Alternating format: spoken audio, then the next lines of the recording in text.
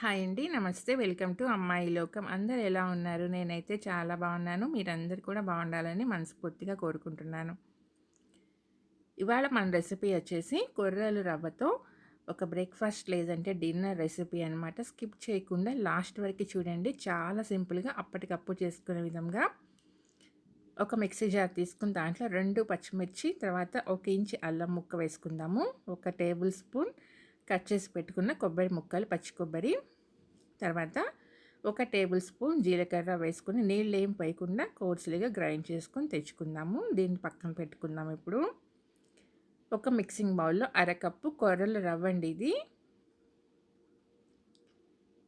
దీన్ని వేసి ఫస్ట్ ఒక 3-4 టైమ్స్ మంచిగా వాష్ చేసుకుందాము.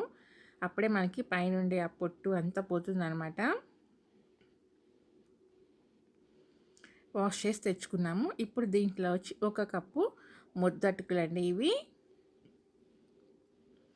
ఇవి యాడ్ చేసేసి ఒకసారి మంచిగా వాష్ చేసుకుందాము. వాష్ చేసుకున్నాక నీళ్ళన్నీ వంపేసేసి 2 టేబుల్ స్పూన్లు పెరుగు వేసుకుందామండి.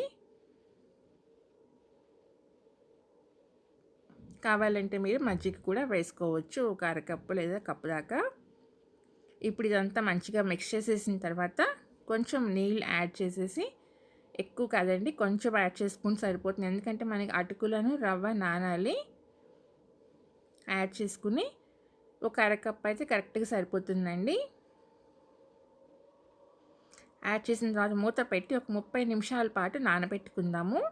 ఆ లోపల మనం దీనికి కావాల్సిన కొంచెం మసాలా వచ్చి ఫ్రై చేసుకుందామండి. కడాయిలో 2 టేబుల్ స్పూన్లు ఆయిల్ వేసుకుందాము. ఆయిల్ వేడెక్కిన తర్వాత అర టేబుల్ స్పూన్ ఆవాలు, 1 టేబుల్ స్పూన్ మినప్పప్పు, కొంచెం ఇంగువ, కొంచెం పసుపు వేసుకుందామండి.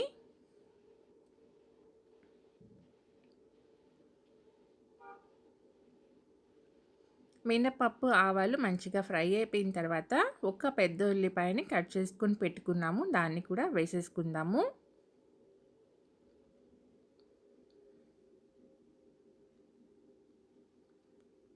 ఇది మరీ డీప్ ఫ్రై అవ్వాల్సిన పని అయితే లేదండి. జస్ట్ మనకి ట్రాన్స్పరెంట్‌గా వస్తే సరిపోతుంది ఉల్లిపాయ ముక్కలు.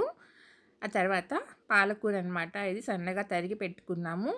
ఒక చిన్న కట్ట. దాన్ని కూడా యాడ్ చేసేసుకుందామండి. ఈరోజు మనం చాలా హెల్తీ బ్రేక్‌ఫాస్ట్ రెసిపీ తయారు చేసుకోబోతున్నాము. ఈ డిన్నర్‌లో కూడా చాలా బాగుంటుందనమాట. ఇది యాడ్ చేసేసి మనం హైలో పెట్టుకొని ఫ్రై చేసుకుందామండి. అప్పుడే నీరు రాకుండా ఉంటుంది. మనకి పాలకూర కొంచెం మగ్గాలండి. మగ్గిన తర్వాత పచ్చిగా వేసుకున్నామంటే కొంచెం పచ్చి స్మెల్ ఉన్నట్టు ఉంటుందండి. పిల్లలు అంతగా ఇష్టపడరు తినటానికి. అందుకని ఫ్రై చేసుకుని వేసుకున్నామంటే బాగుంటుంది. ఇది మనకి మగ్గిందండి. మగ్గిన తర్వాత మనం గ్రైండ్ చేసి పెట్టుకున్న కొబ్బరి మసాలా ఉంది కదా, దాన్ని కూడా వేసేసుకుందాము.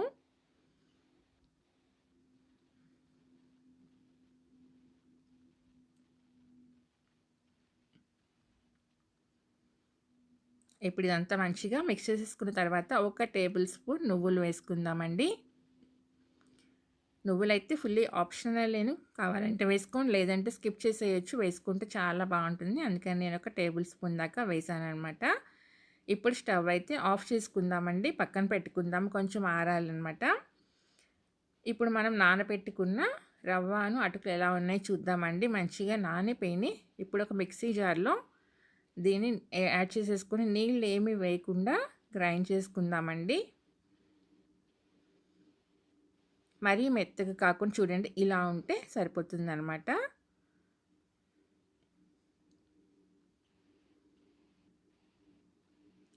ఇప్పుడు దీంట్లో వచ్చేసి నేను ఒక గరిటె దోస పిండి వేసానండి. ఇది ఆల్రెడీ 2 డేస్ అయిందనమాట వేసి దోస పిండి. దోస పిండి కనుక మీ దగ్గర లేదు అనుకున్న వాళ్ళు ఉంటే ఒక అర table spoon cooking soda add చేసుకోండి.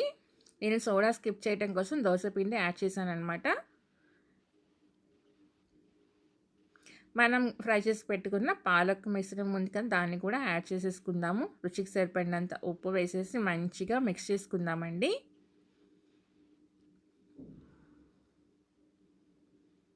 కుకింగ్ సోడా స్కిప్ చేసేయడం కోసం నేను సరే దోస పిండి ఉంది కదా, యాడ్ చేసుకుందామని వేసాననమాట. ఒక గరిటె వేసుకుంటే సరిపోతుందండి, ఎక్కువ అవసరం లేదు. కొంచెం నీళ్ళు యాడ్ చేసుకుని ఒక పావు కప్పు దాకా పట్టినాయండి.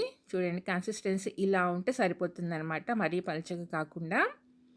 ఇప్పుడు పెనం వేడి చేసుకుందామండి. ఒక డ్రాప్ ఆయిల్ వేసుకుని టిష్యూ పేపర్తో మొత్తం స్ప్రెడ్ చేసుకుందాము.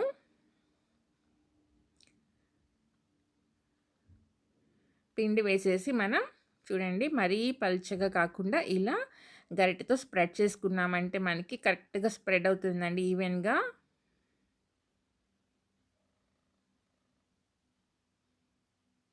కొంచెం ఆయిల్ అప్లై చేసుకుందాము. ఒక పక్క ఫ్రై అయిన తర్వాత రెండో పక్కకు కూడా మనం టర్న్ చేసుకుని కుక్ చేసుకుందామండి. చాలా అంటే చాలా టేస్టీగా ఉంటుంది. ఒక హెల్దీ రెసిపీ అనమాట.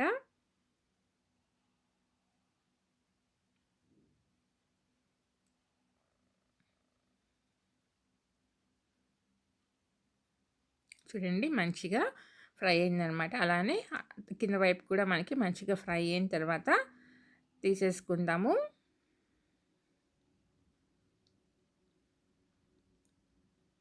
అంతేనండి, పల్లీ చట్నీ, అల్లం పచ్చడి లేదంటే టొమాటో చట్నీతో చాలా అంటే చాలా బాగుంటుంది. చూడండి, పైన కొంచెం క్రిస్పీగా, చాలా సాఫ్ట్గా, చాలా అంటే చాలా టేస్టీగా ఉంటుంది. మనం కొబ్బరి అన్నీ వేసాం కాబట్టి చాలా కమ్మగా ఉంటుందండి. తప్పకుండా ట్రై చేయండి. మీకు ఎలా వచ్చిందో నాకైతే తప్పనిసరిగా కమెంట్ చేయండి. అలానే ఫస్ట్ టైం చూస్తున్నారో తప్పకుండా సబ్స్క్రైబ్ చేసుకుని లైక్ ఇచ్చేయండి. మీ ఫ్రెండ్స్కి, ఫ్యామిలీ మెంబర్స్కి షేర్ చేయండి.